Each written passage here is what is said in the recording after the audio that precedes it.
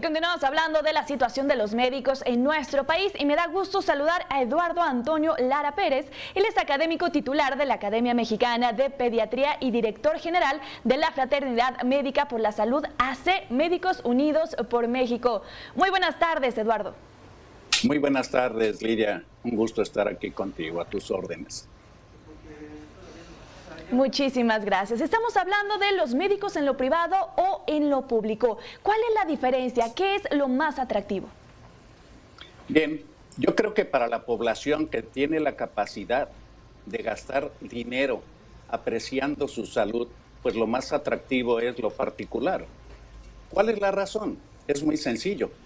Este paciente va a ver al médico que le parece bien, y ese médico, para empezar, crea una relación médico-paciente de empatía en la cual se preocupa por él. No tiene que preocuparse si va a encontrar los medicamentos que le va a mandar y le presta atención el tiempo que sea necesario para darle información, capacitación en muchas ocasiones, porque va de por medio su prestigio y el que lo recomienden con otros. En el caso de la institución, es una relación totalmente impersonal.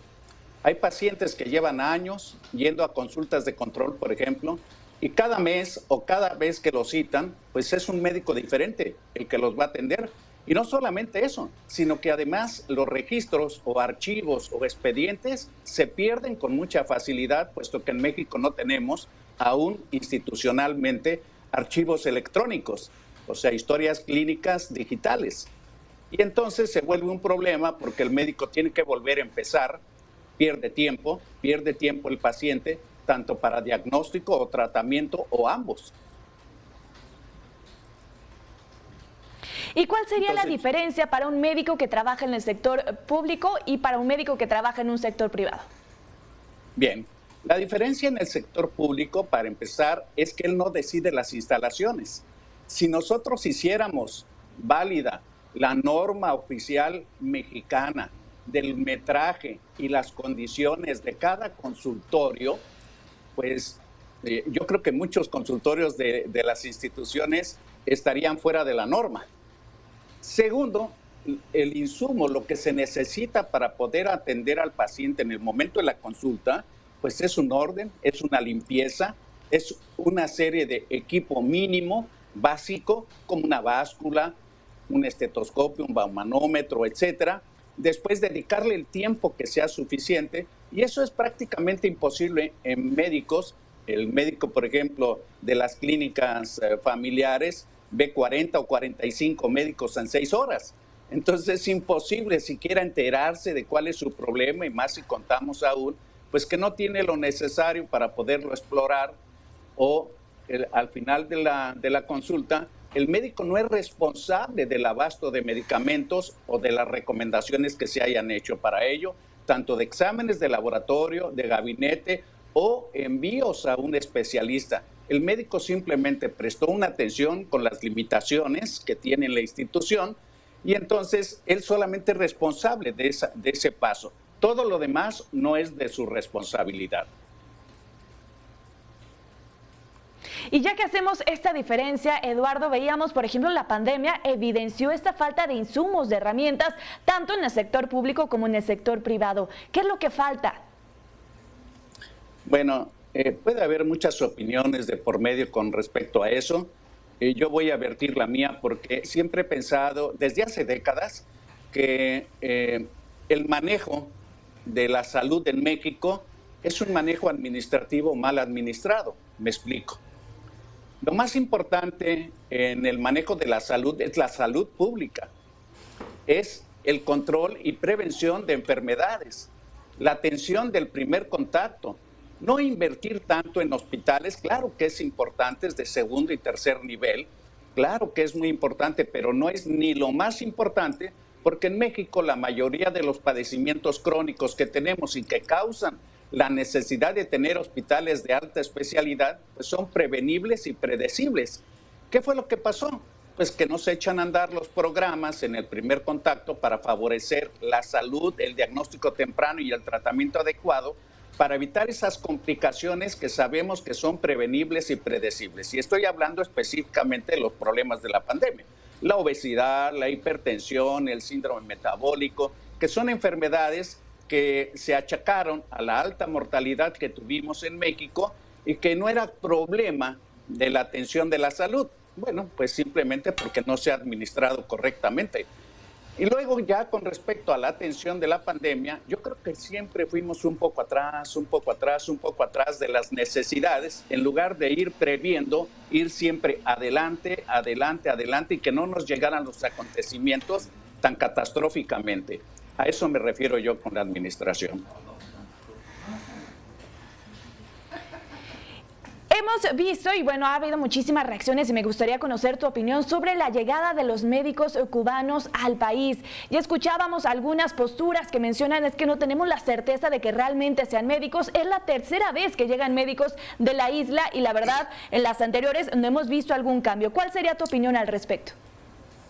Bueno, primero son muy respetables cualquier médico extranjero, pero como en cualquier país, incluyendo México y muchos otros países, cuando un profesional, sea médico o de cualquier otra profesión, quiere ir a ejercer, ya sea temporalmente o de manera permanente a otro país, tiene que homologar por ley. Eso quiere decir, tiene que ser reconocidos sus estudios universitarios. Si tiene una especialidad, igualmente tiene que ser reconocida, pues para que se le deje en libertad de poder hacer lo que ya demostró que es capaz de hacer.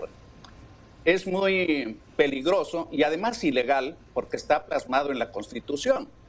El que se diga que van a venir médicos y toda esta serie, pues es una cuestión política. Realmente los médicos que llegan, incluyendo los mexicanos, a una institución normal como el Seguro Social, que lo han mencionado mucho y hasta el cansancio, el Seguro Social otorga plazas de manera conjunta con el sindicato y con el responsable de la unidad donde se van a asignar. Hay una lista que va por horas y días de los candidatos que ya están registrados. Para ser candidato hay que demostrar tener un título homologado, reconocido por la UNAM en el caso de México, y tener una cédula profesional. Y en el caso de una especialidad hay que tener un diploma de la especialidad, un reconocimiento universitario y una cédula de especialista. Entonces, además, se necesita demostrar ser certificado por el Consejo Mexicano de la especialidad que corresponda.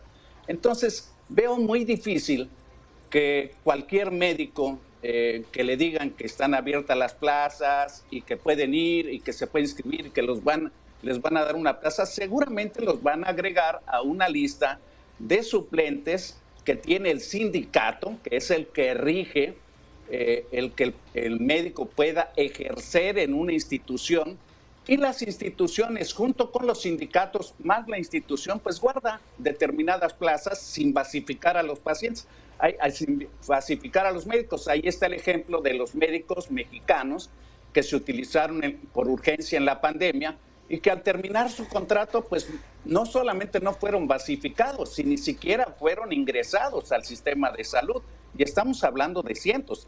Entonces yo creo que una cosa es lo que se dice y otra cosa es lo que sucede en la realidad.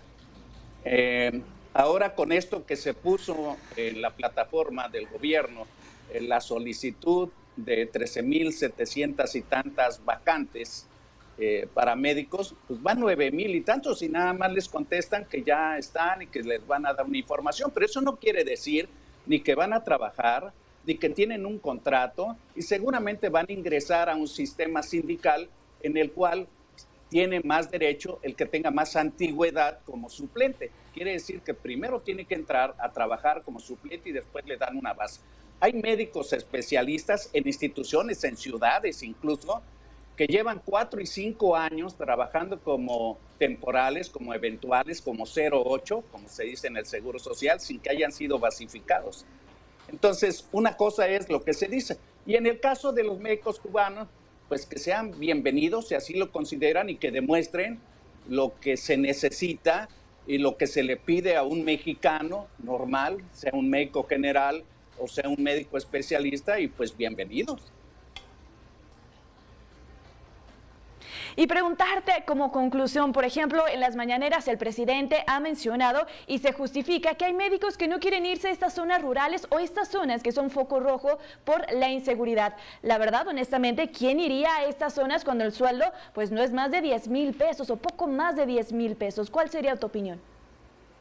Bueno, ahí también es algo complejo, pero realmente ha desaparecido incluso el manejo de los centros de salud comunitarios que tenía la Secretaría de Salud hace muchos años, en la que ponían un médico pasante, pero ahora con la inseguridad, pues incluso han desaparecido las mismas autoridades de esos centros de atención. El día de ayer fue secuestrada en Villahermosa una doctora que cuando se dirigía a su hospital la secuestraron. Y estoy hablando de Villahermosa, no estoy hablando de un pueblo. Pero independientemente de eso, imagínense nada más a cualquier médico, ni siquiera voy a hablar de un médico especialista, voy a hablar de un médico general que recién egresa de la carrera, que tiene 25 años, grandes ilusiones y todo, y de repente de una ciudad donde se formó como médico, lo mandan a un rancho o a la sierra o a cualquier sitio alejado y no le dan siquiera una protección, no le dan transporte, no le dan comida, no le dan dónde viva, si es casado todavía peor. Y bueno, y después de un mes o 2 o 3 le dicen, bueno, pues muchas gracias, ahora hay otra plaza en otra ciudad o trasladarse para acá. No hay una garantía de que ahí va a poder hacer un trabajo y una vida profesional. Ya no digamos las frustraciones y los peligros terribles que deberían de solucionarse tan fácil con poner unidades comunitarias atendidas, pues ahora que está de moda los militares, pues los militares podrían atender ahí, los médicos militares. Yo creo que tendrían mucha ventaja por encima de los médicos civiles. Eduardo, te agradezco mucho la charla de esta tarde, estoy segura. Vamos a seguir comentando la situación de los médicos en nuestro país en próximos días. Cómo no, con todo gusto, muy agradecido por este espacio y quisiera nada más para finalizar que los médicos mexicanos somos muy buenos. Yo he tenido la oportunidad de conocer varios hospitales en el mundo, he tenido la oportunidad de estar en Estados Unidos y los médicos son reconocidos, los médicos mexicanos en España, en Europa, en Estados Unidos. La formación del médico mexicano es muy buena, llena de práctica. Ignoramos cómo sea la formación de otras ciudades, de otros países, de otros médicos, pero simplemente con ver las cuestiones de tipo económico, porque la medicina, para que sea de calidad, como todas las cosas de calidad, cuesta dinero. No es regalada ni gratis. Entonces no puede uno ofrecer cosas de calidad cuando no cuesta nada. Hay que saber apreciar la vida y la salud. Y para eso se necesita mayor presupuesto en el sistema de salud. Muchísimas gracias, Eduardo.